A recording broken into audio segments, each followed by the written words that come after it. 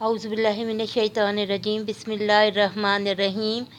आज जो सबक हम पढ़ रहे हैं नामदेव माली, ये सिन्फ के एतबार से जो है खाका है।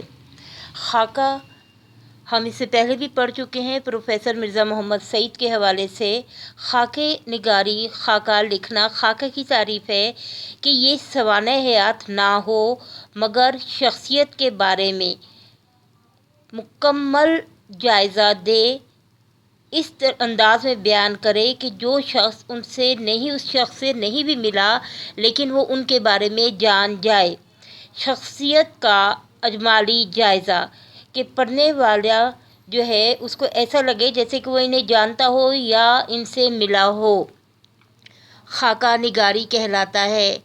बाकमाल शख्सियात जिन्होंने अपने शोबों में नाम कमाया होता है, उनके हवाले से लिखा जाता है। अगर हम किसी शख्सियत से मुतासिर होते हैं तो हम उसका खाका तहरीर करते हैं ताकि अंदाज़ा हो सके कि वो लोग जो अपने शोबों में नुमाया काम सर अंजाम देते हैं उनके रोज़मर्रा किस तरह होते हैं।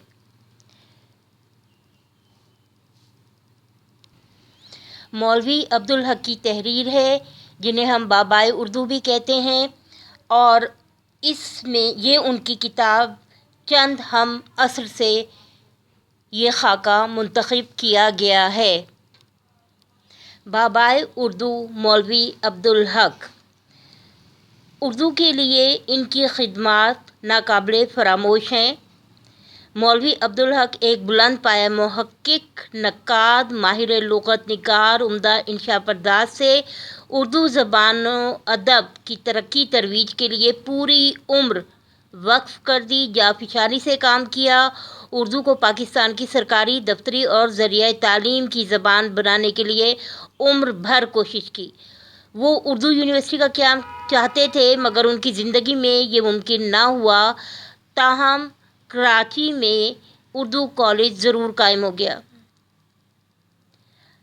और अब ये उन्हीं का ख्वाब था, उन्हीं का विजन था कि अब उर्दू यूनिवर्सिटी इस्लामाबाद में काम कर रही है। उर्दू की खिदमत की बिना पर उन्हें बाबाए उर्दू कहा गया, और हकीकत यही है कि वो उर्दू के बहुत बड़े मोहसिन हैं। नामदेव जो कि माली का काम करता था या उसका पेशा माली था। नामदेव उस शख्स का नाम है जिसका पेशा माली था, लेकिन उसकी काम की अज़मत, उसकी मेहनत की अज़मत ने उसको मुमताज़ मुकाम अता किया। मरकज़ी ख़्याल इसका हम देख लेते हैं। एक माली की खूबियाँ बयान करते हुए बताया गया है कि सच्चाई, नेकी और हुस्न किसी की मीरास नहीं। मेहनत, काम से इश्क, जद्दोजहद ही इंसान को नुमाया मुकाम और मर्तबा अता करती है। काम की धुन कामयाबी की मंजिल पर ले जाती है। काम में जज्बा, जुनून, लगन शामिल ना हो तो बेमज़ा काम काम नहीं, बेकार मुशक्क़त बन जाता है। कुदरत ने हर शख्स में कोई ना कोई सलाहियत रखी है। उस सलाहियत को दर्जे कमाल तक पहुंचाना नेकी और बड़ाई है। इसमें यही पैगाम दिया गया है कि इंसान की अज़मत काम से है, मेहनत में अज़मत है। इसके साथ ही आपका जो है वो मज़ामीन जो आपके यहाँ पे बन रहे हैं वो हैं मेहनत की अज़मत, मेहनत की बरक़ात, अल-कासिबो हबीबुल्लाह, और किसान की नज़म जब हम पढ़ रहे थे, जिसका उन्वान है किसान, उसमें भी यही मज़ामीन आए हैं जो कि यहाँ पे दोहराए जा रहे हैं। मेहनत के हवाले से कोई सा भी उन्वान आपके पास आ सकता है। तलबा पर वाज़ेह करना, तदरीसी मकासद पढ़ाने से कि जो मकासद हैं कि तलबा पे वाज़ेह करना कि मेहनत में अज़मत है और इज़्ज़त भी। اگر ہم زندگی میں کوئی مقام حاصل کرنا چاہتے ہیں تو ہم خواہ کسی بھی شعبے میں ہوں، چاہے ہم تعلیم حاصل کر رہے ہوں، طالب علم ہوں، محنت میں عظمت بھی ہے اور عزت بھی ہے۔ محنت کرنے والے کی محنت کا اعتراف کرنا پڑتا ہے، اور وہی اس کی محنت اسے کامیاب انسان بنا دیتی ہے، اور پھر لوگوں میں عزت ملتی ہے، معاشرے میں عزت ملتی ہے۔ طلباء کو بتانا کہ صرف تفویض شدہ کام کر دینا ہی کافی نہیں ہوتا، ہر کام دل جمعی اور دلچسپی سے کیا جانا چاہیے۔ اس کو تو آپ انڈر لائن کریں اور سمجھیں بہت اچھے طریقے سے کہ اگر کوئی کام دے دیا جائے، بس اس کو کر کے سائڈ پہ رکھ دینا، اس کو کر کے پھینک دینا، اس کو کر کے جان چھڑا لینا کافی نہیں ہے۔ ہو تو وہ گیا، لیکن کامیاب کام کون سا ہوتا ہے؟ جس میں دل جمعی، دل لگا کر، محنت کر کے، کوشش کر کے، دلچسپی لے کر اس کو مزید بہتر کرنے کی کوشش کی جائے، وہ کام محنت میں آتا ہے اور وہ کامیابی دلاتے ہیں اور عزت دلاتے ہیں۔ تیسرا، طلباء کی اخلاقی تربیت کرنا۔ حقیقت ہے یہ اسٹوڈنٹس، الحمدللہ ہم لوگ مسلمان ہیں۔ قرآن و سنت کی صورت میں ہمارے پاس پورا ضابطۂ حیات ہے، دستور ہے، آئین ہے، قانون ہے کہ ہمیں زندگی کیسے گزارنی ہے، ہماری جواب دہی ہے، ہم اپنے اعمال کے ذمہ دار ہیں، ہمیں اپنا وقت ضائع نہیں کرنا، اللہ کی دی ہوئی صلاحیتوں کو ضائع نہیں کرنا، ہمیں ان سے خود بھی فائدہ اٹھانا ہے، معاشرے میں لوگوں کو بھی فائدہ پہنچانا ہے، خلق خدا کو فائدہ پہنچانا ہے، اپنے آپ کو بہتر کرنا ہے۔ ہمارا ہر آنے والا دن گزرے ہوئے کل سے بہتر ہونا چاہیے۔ مولوی عبدالحق کے اسلوب سے آگاہ کرنا، سبق کی ابتدا میں بھی یہ بات بتائی گئی ہے، یہاں پہ بھی میں بتا دوں کہ ان کو بابائے اردو کہا گیا ہے، اردو کی ناقابل فراموش خدمات کی وجہ سے۔ ان کا ادبی اسلوب صاف، سادہ اور دلکش ہے، جس سے ہر پڑھنے والا متاثر ہوتا ہے۔ طلباء کو باور کرانا، احساس کرانا، طلباء کو احساس دلانا کہ انسان کی عظمت کام سے ہے، محنت میں عظمت ہے اور عزت ہے، نہ کہ طبقاتی برتری سے، نہ اس سے کہ میرے فادر کس گریڈ میں کام کرتے ہیں یا خاندان میں کون چودھری وڈیرا اور ایکس وائی زیڈ ہے، یہ چیزیں بیکار ہیں۔ طبقاتی برتری کوئی حیثیت، کوئی معنی نہیں رکھتی۔ ہر انسان کو اپنا مقام اور منصب حاصل کرنے کے لیے محنت کرنی ہے، جس میں عظمت بھی ہے اور عزت بھی ہے۔ نام دیو مالی۔ مقدور ہو تو خاک سے پوچھوں کہ اے لئیم، تو نے وہ گنج ہائے گرا مایا کیا کیے۔ یہاں پر اب خاکہ جو ہے اس کی ابتدا ہو رہی ہے۔ نام دیو، مقبرہ رابع درانی اورنگ آباد۔ دکن کے باغ میں مالی تھا۔ دکن کے اوپر ایک لکھا ہوا ہے اور سرکل ہے، بارڈر میں دیکھیے نیچے حاشیے میں۔ مغلیہ دور کا ایک تاریخی مقبرہ جو کئی عمارتوں اور حصوں پر مشتمل تھا، اس کے ایک حصے میں مولوی عبدالحق نے اپنا دفتر بنا رکھا تھا۔ ذات کا ڈھیر۔ نامدیو کی ذات ڈھیر تھی جو بہت نیچ قوم خیال کی جاتی ہے۔ یہ ہندوؤں میں یہ ہے سلسلہ کہ وہ ڈھیر ذات سے تعلق رکھتا تھا نامدیو، جس کو ہندو معاشرے میں نیچ قوم سمجھا جاتا تھا۔ قوموں کا امتیاز مصنوعی ہے اور رفتہ رفتہ نسلی ہو گیا ہے۔ نظریہ پاکستان کو ذرا ذہن میں لائیں۔ ہم نے جب یہ سبق پڑھا تھا تو وہاں بتایا دنیا میں دو ہی قومیں، ایک وہ جو کہ اللہ کو مانتی ہیں اور ایک وہ جو اللہ کو نہیں مانتی، اور دنیا میں قومیت کی بنیادیں بھی دو ہیں، جس میں سے ایک مغربی تصور ہے، اور یہ وہ ہے کہ رفتہ رفتہ یہ نسلی ہو گیا ہے۔ ابھی آج کے دور میں بھی یہی سب مسئلے چل رہے ہیں۔ ہم دیکھ رہے ہیں کہ امریکہ میں فسادات کیوں ہو رہے ہیں؟ نسلی تعصب، رنگ کا تعصب، اور پھر یہ چیزیں انسان کو انسانیت سے گرا دیتی ہیں۔ قومیں، جغرافیائی حدود، زبان، ثقافت، رنگ، نسل، یہ چیزیں انسان کو انسانیت کے منصب سے گرا دیتی ہیں اگر تعصب بن جائیں۔ بتایا جا رہا ہے کہ سچائی، نیکی، حسن کسی کی میراث نہیں ہے، کسی کا ورثہ نہیں ہے، کسی کے آباء و اجداد نے نہیں چھوڑا ہوا کہ ایک ہی جگہ پر ہو سچائی، نیکی، حسن، اور اس کے علاوہ دنیا میں کسی کے پاس نہ ہو، ایسا نہیں ہے۔ اور یہ اسلام کی تعلیم ہے۔ یہ ایسی چیزیں ہیں کہ اللہ تعالیٰ نے دنیا میں جتنے بھی انسان بنائے یہ آپ کو کہیں پہ بھی مل سکتے ہیں۔ سچائی، نیکی اور حسن کسی کی میراث نہیں، کسی کی جاگیر نہیں ہے، کسی کا ورثہ نہیں ہے۔ یہ خوبیاں نیچی ذات والوں میں بھی ایسی ہی ہوتی ہیں جیسے اونچی ذات والوں میں۔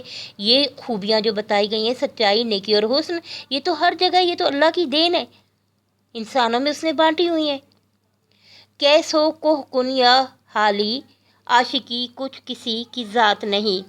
کیس مجنوں، عشق کرنے والا، کوہ کن مزدور، سخت جان، پتھر توڑنے والا، یا حالی الفاظ، سوچوں کو الفاظ کا روپ دینے والا۔ انسان کسی بھی شعبے سے تعلق رکھتا ہو، انسان کسی بھی شعبہ زندگی سے ہو، عاشقی کچھ کسی کی ذات نہیں۔ کامیابی، محنت، کام سے لگن، محبت، اس کے لیے کسی ذات کی قید نہیں ہے، کسی نسل کی قید نہیں ہے، کسی قوم کی قید نہیں ہے۔ ہر فرد ملت کے مقدر کا ستارہ ہے۔ ہر شخص اپنے آپ کو تسخیر کر سکتا ہے۔ محنت میں عظمت ہے، عزت ہے۔ انسان کی عظمت کام سے ہے، طبقاتی برتری سے نہیں۔ اور کام اس وقت مزہ دیتا ہے جب اس سے دل جمعی سے، دل لگا کر اور دلچسپی سے کیا جائے۔ الکاسب حبیب اللہ، محنت کرنے والا اللہ کا دوست ہے۔ مقبرے کا باغ میری نگرانی میں تھا، میرے رہنے کا مکان بھی باغ کے احاطے، باغ کے گھیرے میں، باغ کے اندر ہی تھا۔ میں نے اپنے بنگلے کے سامنے چمن باغ بنانے کا کام نامدیو کے سپرد کیا۔ میں اندر کمرے میں کام کرتا رہتا تھا۔ میری میز کے سامنے بڑی سی کھڑکی تھی، اس میں سے چمن باغ صاف نظر آتا تھا۔ لکھتے لکھتے کبھی نظر اٹھا کے دیکھتا تو نامدیو کو ہماتن مکمل طور پر اپنے کام میں مصروف پاتا۔ بعض دفعہ اس کی حرکتیں دیکھ کر بہت تعجب ہوتا، حیرانی ہوتی۔ مثلاً کیا دیکھتا ہوں کہ نامدیو ایک پودے کے سامنے بیٹھا اس کا تھاملا صاف کر رہا ہے۔ تھاملا،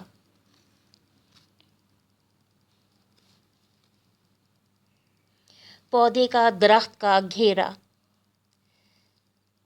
مٹی میں لگے ہوئے ہوں تو بھی درخت کے ارد گرد ایسی جگہ بنائی جاتی ہے تاکہ اس میں پانی ڈالا جائے تو وہ پانی جو ہے وہ سینچ سکے، وہ آرام سے پانی جذب کر سکے۔ اس گھیرے کو ہم تھاملا کہتے ہیں۔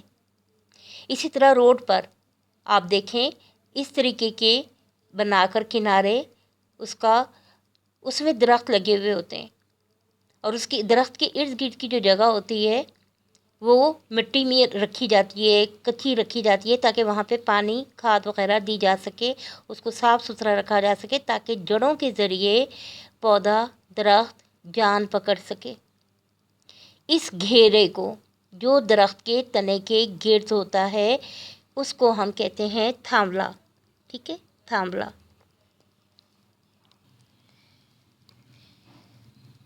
درخت کے پودے کے سامنے بیٹھا اس کا تھاملا صاف کر رہا ہے، درخت کے گھیرے کی جو جگہ ہے وہ صاف کر رہا ہے۔ تھاملا صاف کر کے حوض سے، تالاب سے پانی لیا اور آہستہ آہستہ ڈالنا شروع کیا۔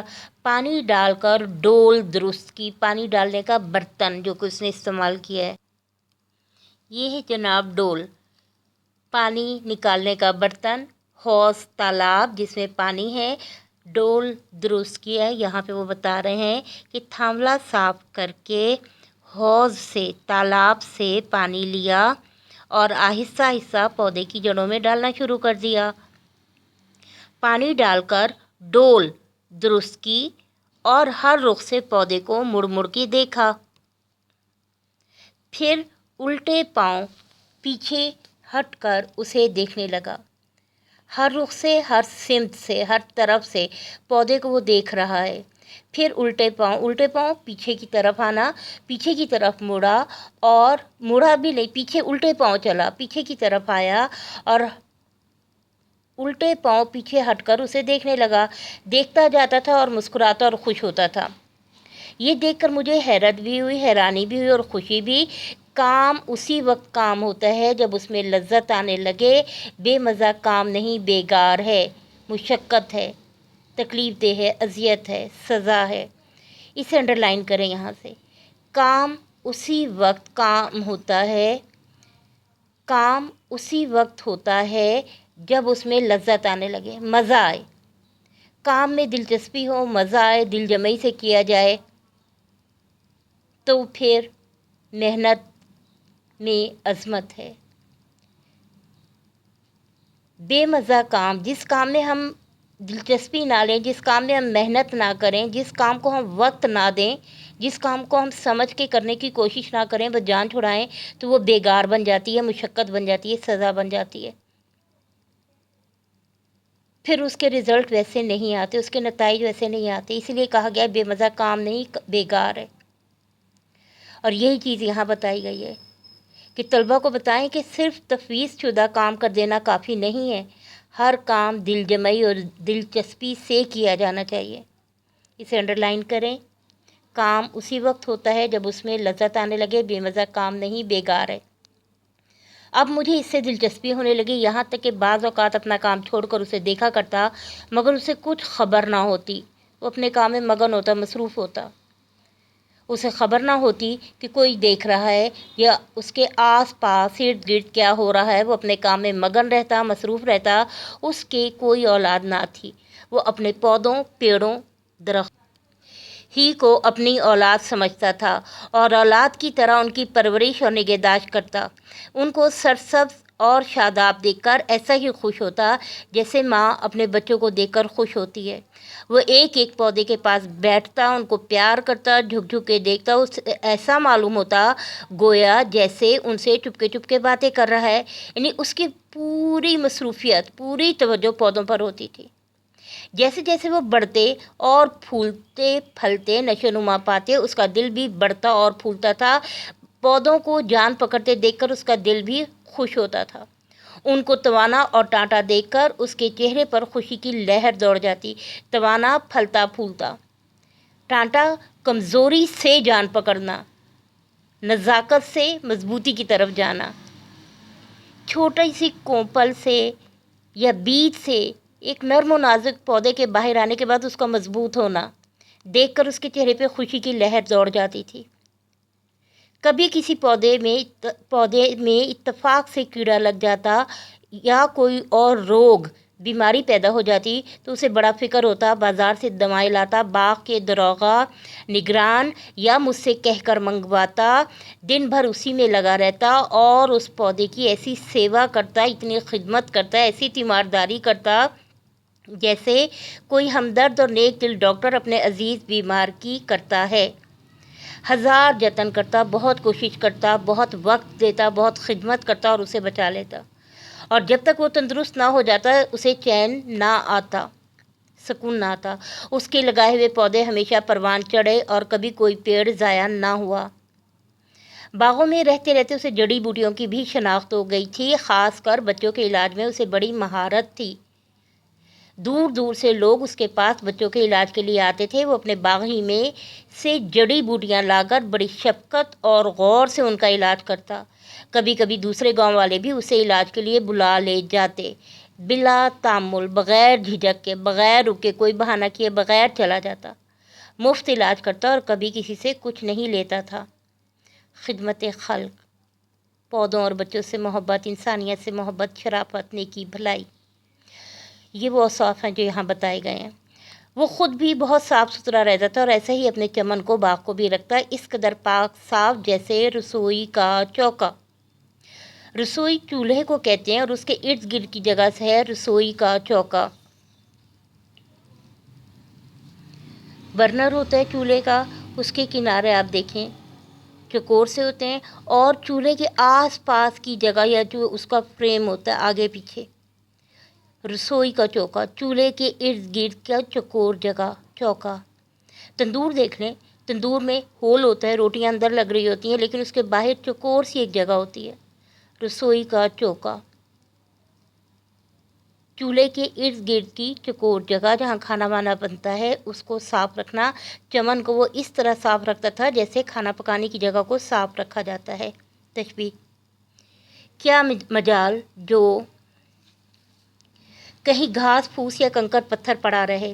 روشیں، روش کی جمع، کیاریاں باقاعدہ بنی ہوئی، تھاملے گھیرے درست، سینچائی پانی دینا، شاخوں کی کاٹ چھاٹ تراش خراش، جھاڑیاں نہیں بننے دینا، جنگل نہیں بننے دینا، جھاڑنا بہارنا، پتے جھاڑنا نکھارنا، صاف کرنا، صبح شام روزانہ 24 گھنٹے کا کام، غرض یہاں تک کہ سارے چمن کو آئینے کی طرح صاف شفاف بنا رکھا تھا، چمکدار صاف ستھرا گویا آئینہ۔ باغ کے دروازہ عبد الرحیم خان فینسی خود بھی بڑے کارگزار اور مستعد شخص ہیں، کام کرنے والے ہنرمند شخص ہیں، وہ دوسروں سے بھی کھینچ تان کے کام لیتے ہیں۔ اکثر مالیوں کو ڈانٹ ڈپٹ کرنی پڑتی ہے ورنہ ذرا بھی نگرانی میں ڈھیل ہو جائے ہاتھ پر ہاتھ رکھ کر بیٹھ گئے یا بیڑی پینے لگے، سگریٹ پینے لگے۔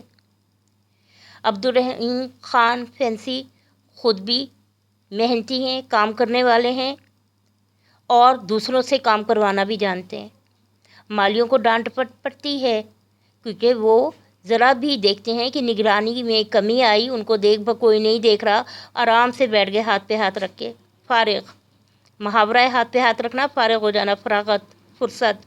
یا بیڑی پینے لگے، سگریٹ کی ایک قسم، یا سائے میں جا لیٹے آرام کرنے لگے۔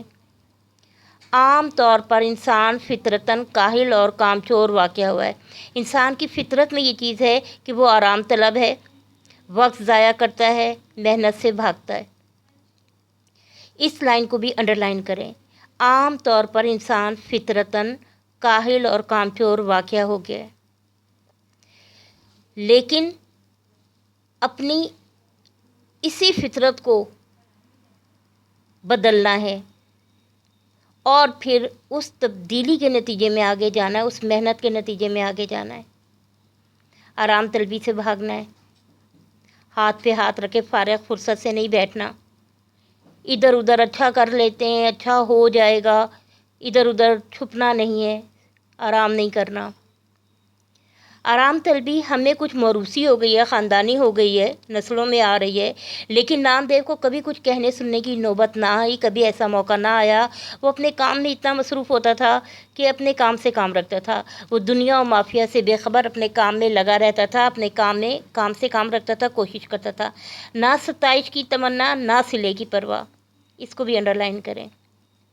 ذرا سا کام کر کے یہ نہ دیکھیں کہ کوئی تعریف کر رہا ہے اور نہ صلے کی پرواہ رکھیں، محنت کریں، نتیجہ اللہ پہ چھوڑ دیں، محنت میں کمی نہیں چھوڑنی، اپنے آپ کو تھکا دینا ہے، 24 گھنٹے دن رات محنت کرنی ہے، دنیا کی طرف نہیں دیکھنا، صلے کی پرواہ نہیں کرنی، محنت میں کمی نہ چھوڑیں، نتیجہ اللہ پہ چھوڑ دیں۔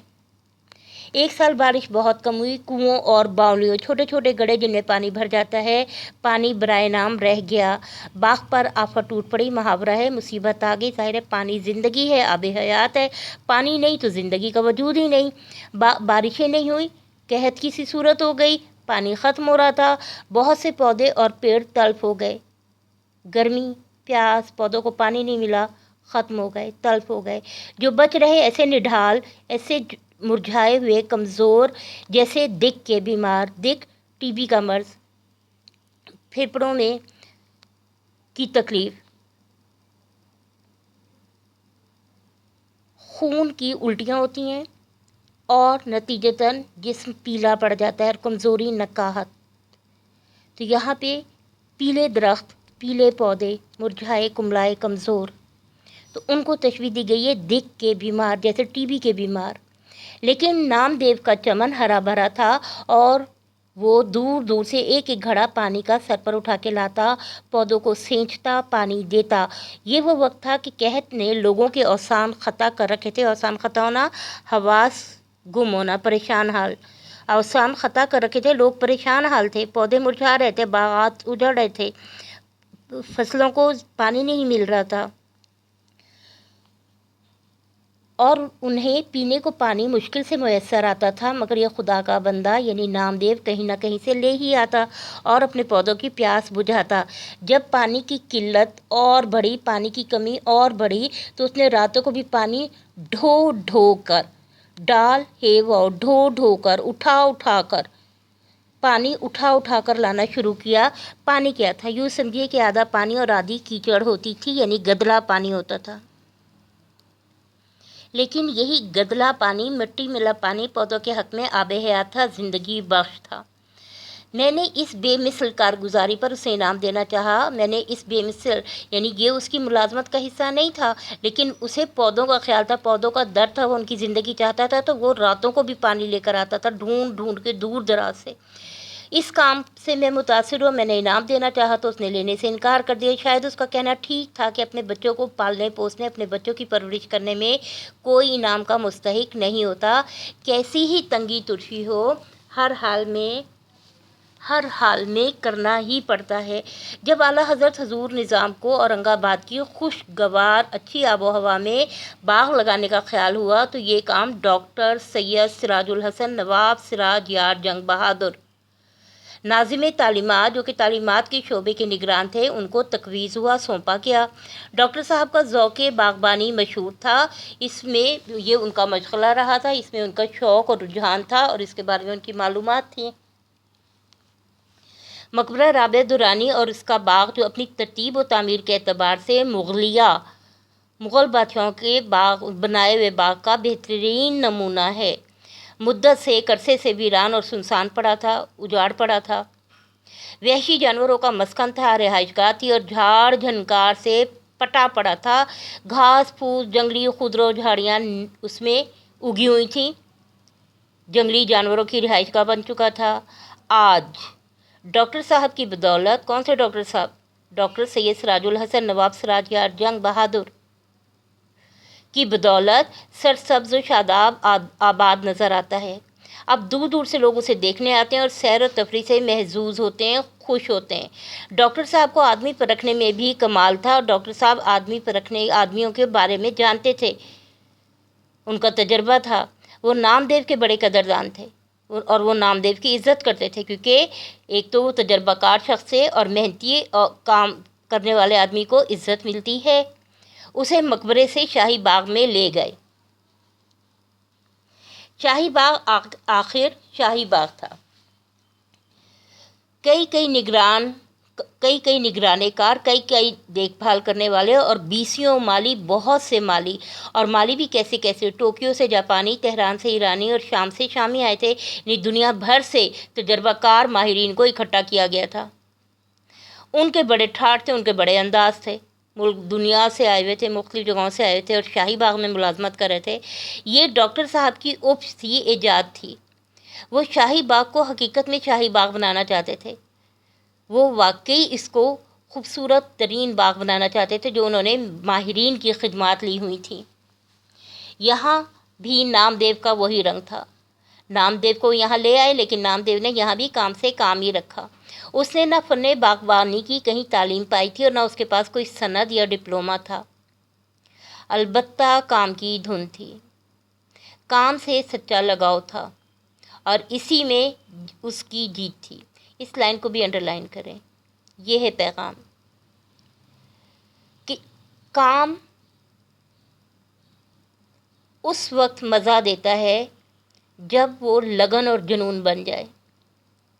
کام سے سچا لگاؤ، کام سے محبت اس میں جیت دلا دیتا ہے، کامیاب کر دیتا ہے۔ اور ہمارے معاشرے میں ایسے لوگ بھرے ہوئے ہیں۔ ڈاکٹر قدیر کی آپ ذرا بایوگرافی پڑھیں، ان کی زندگی کی کتاب پڑھیں،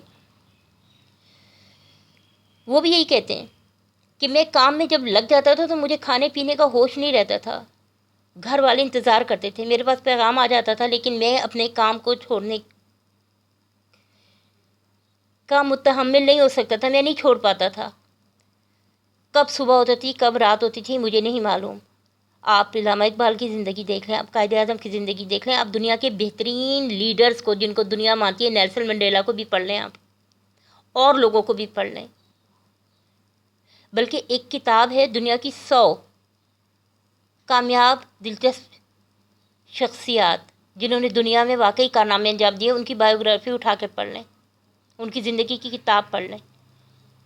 سب میں یہی ہے، سب میں آپ کو یہی نظر آئے گا کہ جو لوگ دنیا میں اپنے آپ کو منوا لیتے ہیں ان میں کام کی دھن ہوتی ہے، کام سے سچا لگاؤ ہوتا ہے، اور اسی میں ان کی جیت ہوتی ہے۔ شاہی باغ میں بھی اسی کا کام مہا کاجلا سب سے اچھا رہا۔ دوسرے مالی لڑتے جھگڑتے، سیندھی دیسی شراب پیتے، یہ نہ کسی سے لڑتا جھگڑتا نہ سیندھی شراب پیتا، یہاں تک کہ کبھی بیڑی سگریٹ سگار وغیرہ بھی نہیں پی، بس یہ تھا اور اس کا کام۔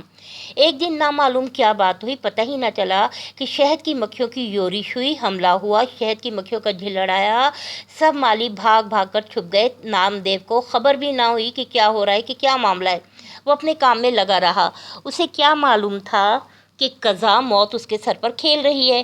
مکھیوں کا غضبناک جھلڑ جو تھا اس غریب پر ٹوٹ پڑا، حملہ کر بیٹھا، کاٹنے لگا، اتنا کاٹا کہ بے دم ہو گیا، کہ اس میں سکت نہیں رہی، مقابلہ نہیں کر سکا، اور آخر کار اسی تکلیف میں، شہد کی مکھیوں کے کاٹنے میں ہی کی تکلیف میں ہی اس نے جان دے دی۔ نامدیو کے اوصاف: محنتی، قابل، اپنے فن میں مہارت رکھنے والا، کام سے کام رکھنے والا، کام کی دھن رکھنے والا، لگن رکھنے والا، سچا لگاؤ رکھنے والا، محنتی۔ وہ بہت سادہ مزاج، بھولا بھالا، منکسر المزاج تھا، اور صاف۔ اس کے چہرے پر بشاشت اور لبوں پر مسکراہٹ کھلتی تھی، فریش رہتا تھا، تازہ دم دکھائی دیتا تھا، کام سے محبت کرتا تھا، اور پھر پودوں کو دیکھ کر ان کے نتیجے دیکھ کے خوش ہوتا تھا۔ چھوٹے بڑے ہر ایک سے جھک کر ملتا، عاجزی، انکساری، محبت۔ غریب تھا، تنخواہ بھی کم تھی، اس پر بھی اپنے غریب بھائیوں کی بساط سے بڑھ کر، اپنی حیثیت سے بڑھ کر مدد کرتا تھا۔ کام سے عشق تھا، کام سے محبت تھی، اور آخر کام کرتے کرتے ہی اس دنیا سے رخصت ہو گیا، اور جب وہ دنیا سے گیا تب بھی وہ کام ہی کر رہا تھا، وہ باغ میں تھا، کام میں مصروف تھا کہ شہد کی مکھیوں کی یورش ہوئی اور انہیں اتنا کاٹا کہ آخر اسی تکلیف میں شہد کی مکھیوں کے کاٹنے کے باعث اس کی موت واقع ہوئی۔ گرمی ہو یا جاڑا، دھوپ ہو یا سایہ، وہ دن رات برابر کام کرتا رہا۔ دیکھیے یہ سب میں حسن تضاد ہے، اس جملے میں ایک دوسرے کے متضاد الفاظ سے اتنی خوبصورتی پیدا کی گئی ہے۔ گرمی، جاڑا، سردی، دھوپ، سایہ، دن رات برابر کام کرتا تھا، 24 گھنٹے ہر موسم میں کام کرتا تھا۔ اسے کبھی یہ خیال نہ آیا کہ میں بہت کام کرتا ہوں یا میرا کام دوسروں سے بہتر ہے، اس لیے اسے اپنے کام پر فخر یا غرور نہ تھا۔ وہ یہ باتیں جانتا ہی نہ تھا۔ اسے کسی سے بیر تھا نہ جلاپن، نہ دشمنی تھی نہ حسد۔ وہ سب کو اچھا سمجھتا اور سب سے محبت کرتا تھا۔ وہ غریبوں کی مدد کرتا، وقت پر کام کرتا، آدمیوں، جانوروں، پودوں کی خدمت کرتا، لیکن صفحہ نمبر 83 دیکھیے، 83، اسے یہ کبھی احساس نہ ہوا کہ وہ کوئی نیک کام کر رہا ہے۔ نیکی اس وقت تک نیکی ہے جب تک آدمی کو یہ نہ معلوم ہو کہ وہ کوئی نیک کام کر رہا ہے۔ جہاں اس نے یہ سمجھنا شروع کیا نیکی نیکی نہیں رہتی، اسے انڈر لائن کیجیے۔ نیکی اس وقت تک نیکی ہے جب تک آدمی کو یہ نہ معلوم ہو کہ وہ کوئی نیک کام کر رہا ہے۔ جہاں اس نے یہ سمجھنا شروع کیا نیکی نیکی نہیں رہتی، انڈر لائن کیجیے اسے۔ وہی بات کہ بے لوث ہو کر اللہ پہ بھروسہ رکھ کے محنت کریں، نتیجہ اللہ پہ چھوڑ دیں۔ جب کبھی مجھے نامدیو کا خیال آتا ہے تو میں سوچتا ہوں کہ نیکی کیا ہے اور بڑا آدمی کسے کہتے ہیں۔ انڈر لائن کیجیے، ہر شخص میں، یہاں سے انڈر لائن کیجیے جہاں تک میں پڑھ رہی ہوں، ہر شخص میں قدرت نے کوئی نہ کوئی صلاحیت، ہنر رکھا ہے۔ اس صلاحیت کو، اس ہنر کو، اس فن کو جو کہ اللہ تعالیٰ نے اس کے اندر رکھا ہے، درجہ کمال تک محنت کر کے عروج تک پہنچانے میں ساری نیکی اور بڑائی ہے، عظمت ہے، نیکی ہے، بھلائی ہے۔ اپنے آپ کو تسخیر کرنا، اپنے آپ کو منوانا، کام، محنت، عظمت۔ درجہ کمال تک نہ کبھی کوئی پہنچا ہے نہ پہنچ سکتا ہے، لیکن وہاں تک پہنچنے کی کوشش ہی میں انسان بنتا ہے اشرف المخلوقات۔ یہ سمجھو کندن ہو جاتا ہے، سونا ہو جاتا ہے۔ انڈر لائن کیجئے، یہاں تک کندن ہو جاتا ہے۔ محنت میں عظمت ہے، محنت عزت دلاتی ہے، محنت کامیاب کرتی ہے۔ محنت کیجئے، سلے سے بے پرواہ ہو کر، تعریف سے بے پرواہ ہو کر نتیجہ اللہ پہ چھوڑ دیجئے۔ حساب کے دن جب اعمال کی جانچ پڑتال ہوگی، خدا یہ پوچھے گا کہ میں نے جو استعداد صلاحیت تمہیں ودیت کی تھی، سونپی تھی، دی تھی، امانتاً ہمارے پاس زندگی ہے، ہمیں جواب دہ ہونا ہے۔ اسے کمال تک پہنچانے اور اس سے کام لینے میں تو نے کیا کیا، اور خلق اللہ کو اسے کیا فیض پہنچایا، کیا فائدہ پہنچایا۔ اگر نیکی اور بڑائی کا یہ معیار ہے تو نام دیو نیک بھی تھا اور بڑا بھی تھا، تو ذات کا ڈھیر، پر اچھے شریفوں سے زیادہ شریف تھا۔ چند ہم عصر سے یہ خاکہ منتخب کیا گیا ہے۔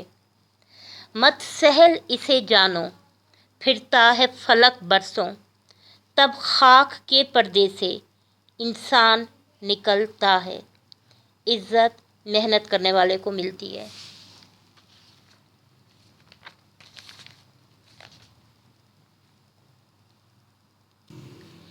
جن سے مل کر زندگی سے پیار ہو جائے وہ لوگ، جن سے مل کر زندگی سے پیار ہو جائے وہ لوگ، آپ نے شاید نہ دیکھے ہوں مگر ایسے بھی ہیں۔